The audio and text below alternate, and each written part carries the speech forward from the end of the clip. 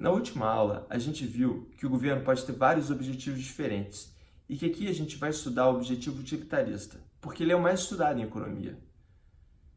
Agora, para a gente entender esse objetivo mais profundamente, a gente vai discutir agora a função de bem-estar social, que é central para esse objetivo.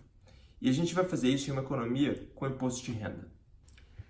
Essa função de bem-estar social é composta por duas partes. A primeira é a soma de utilidades, mas essa soma é ponderada pelos pesos filosóficos na distribuição de renda. A segunda parte da função de bem-estar social vem dos impostos de renda coletados pelo governo.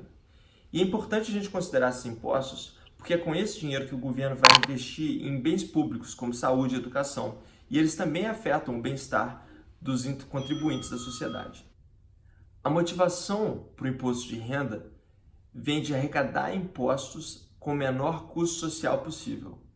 Isso acontece em termos econômicos porque o imposto de renda, ao taxar mais os ricos do que os pobres, acaba taxando justamente os indivíduos com menor utilidade marginal de consumo. Isso quer dizer, em palavras, que se a gente taxar o Bill Gates, por exemplo, em R$1, isso não vai fazer a menor diferença na vida dele. Agora, se a gente retirar o mesmo real através de impostos de um morador de rua que consome só R$2 por mês, isso vai fazer muita diferença na vida dele e vai afetar muito a utilidade dele. E é por isso que o imposto de renda, por ser progressivo, tem menor custo social. Agora, existe um trade-off de aumentar o imposto de renda. Porque é verdade que se a gente aumentar o imposto de renda, a gente vai coletar mais impostos que podem ser gastos em saúde e educação. Então, isso vai aumentar o bem-estar. Mas, ao mesmo tempo, obviamente, os contribuintes vão pagar mais impostos e a utilidade deles vai diminuir do outro lado. E, além disso, o aumento do imposto, como a gente viu no primeiro vídeo, no caso do Paquistão, pode desincentivar contribuintes a declararem sua renda e isso vai diminuir ainda mais a arrecadação dos impostos. Nesse gráfico, eu ploto a alíquota do imposto de renda no eixo horizontal, que eu chamo de I. E no eixo vertical, eu ploto a função de bem-estar social, ou seja, a soma das utilidades e do orçamento do governo. A função tem a forma de uma parábola invertida. Para entender por quê, vale a pena a gente pensar no que acontece quando a alíquota é zero. Nesse caso, o governo não vai coletar nenhum imposto e não vai conseguir investir em saúde, educação, Bolsa Família e todas as políticas públicas. Por isso é que o bem-estar é bem baixo. Mas à medida que o imposto aumenta, o governo começa a construir as primeiras escolas e hospitais, e o bem-estar aumenta muito com isso. Os contribuintes começam a pagar um pouco de impostos, mas não se importam muito. Mas à medida que a alíquota vai aumentando, duas coisas vão acontecendo. O governo começa a ter muitos hospitais e escolas, e os contribuintes vão pagando cada vez mais impostos. No extremo, os contribuintes vão ficar insatisfeitos com os impostos e esconder a sua renda. E além disso, pode ser que o governo já tenha investido o suficiente para a gente ter educação e saúde de qualidade. E nesse caso, o aumento do imposto vai começar a diminuir o bem-estar. Sayers, em 2001, mostrou que o imposto ótimo pode ser escrito como função de três argumentos. O primeiro é a distribuição de renda. O segundo são os pesos filosóficos que a gente vai colocar em cada nível de renda ao longo da distribuição. E o terceiro elemento é o efeito causal do imposto de renda. Agora, esse primeiro elemento, a distribuição de renda em si, a gente observa diretamente nos dados. O segundo elemento, que são os pesos filosóficos, estão fora do escopo econômico. Agora, o terceiro elemento, que é esse efeito causal, a gente já viu a evidência dele e a gente sabe como recuperar ele através dos dados também. Como eu disse no primeiro vídeo, esse gráfico mostra o efeito causal do imposto de renda no Paquistão. No eixo horizontal, os autores desse artigo plotam a renda declarada e no eixo vertical o número de contribuintes em cada faixa de renda. O imposto do Paquistão aumenta muito em 600 mil rupees, a moeda paquistanesa, e por essa razão o imposto causa incentivos para contribuintes declararem a renda de até 600 mil rupees.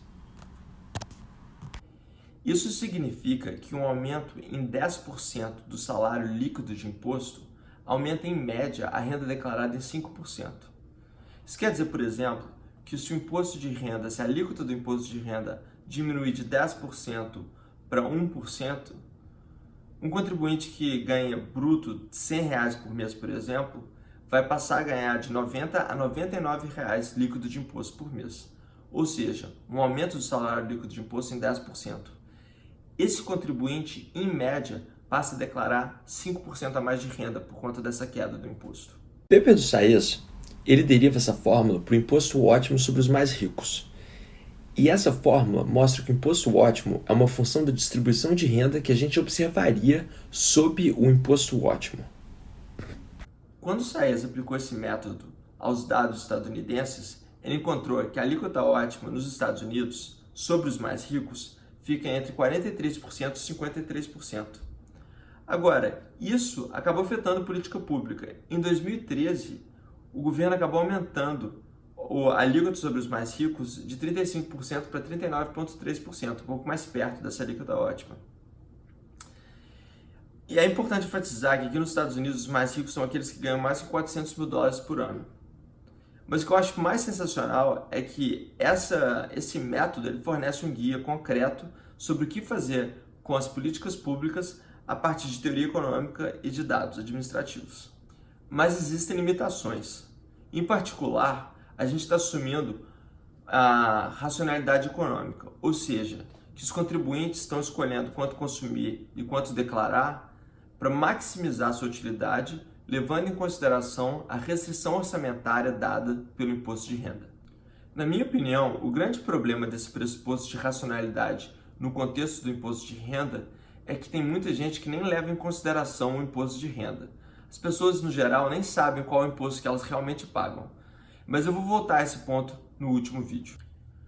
O segundo pressuposto complicado é que tanto a distribuição de renda observada quanto o efeito causal observado seriam os mesmos sob o imposto ótimo. E para entender esse ponto, vale a pena a gente dar uma olhada nesse gráfico daqui. Como a gente viu, o imposto ótimo é aquele que maximiza o bem-estar. Isso acontece no vértice desse gráfico. Matematicamente, a gente calcula esse ponto pela condição de primeira ordem. Isso significa tirar a primeira derivada da função de bem-estar em relação ao imposto e igualar essa derivada a zero. Mas para calcular essa derivada, a gente precisa do efeito causal e da distribuição de renda sob o imposto ótimo. Mas, obviamente, o imposto que a gente observa no mundo real não é ótimo. Por exemplo, no caso dos Estados Unidos, a gente viu que o imposto observado continua abaixo do ótimo. E a distribuição de renda e o efeito causal pode ser diferente sobre o imposto de renda ótimo e o imposto de renda observado. No próximo vídeo, a gente vai ver como a gente resolve esse problema usando como exemplo o Bolsa Família. E eu espero vocês aqui.